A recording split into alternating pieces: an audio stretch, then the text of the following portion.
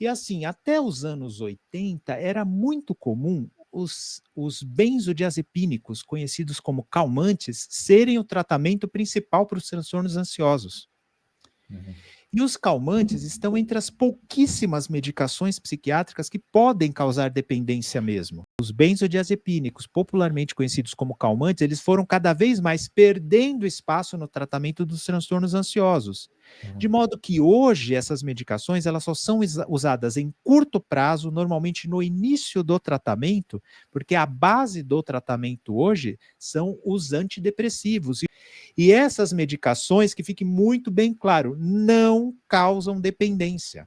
Mas muita gente acha que remédio para ansiedade vicia porque está pensando nos calmantes, que antes tinham um papel importante e hoje não tem esse papel importante. Mas mesmo hoje eles têm um papel, que é, por exemplo, uma pessoa que está com ataques de pânico. Pelo amor de Deus, isso é horrível, a pessoa para no hospital. E aí pode usar um calmante para sair desses ataques de pânico quando eles aparecem, ou evitar esses ataques de pânico enquanto os antidepressivos estão fazendo efeito. Aí quando a pessoa melhora, nem precisa mais tomar.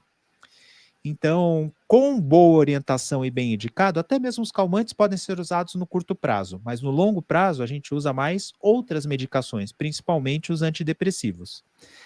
E para finalizar essa coisa de viciar, um último conceito. O tratamento para os transtornos psiquiátricos, de maneira geral, eles são de médio e longo prazo. Então, tem Ah, gente que acha, então tem que fazer o tratamento por longo prazo. Por isso que a gente fala, ela usa por anos e não consegue parar.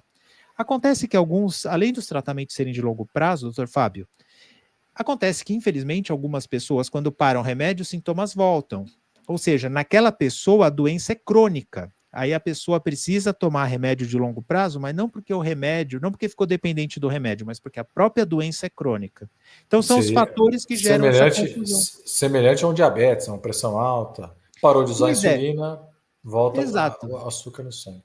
Imagina isso, a pessoa falar assim: ah, eu acho que eu estou dependente, fiquei dependente do antihipertensivo. Mas por quê? Porque eu paro, a pressão sobe. Não, porque a doença é crônica, né? Então precisa controlar. Em alguns casos, a ansiedade, a depressão, é preciso ter controle. Aí a pessoa usa o remédio por mais tempo.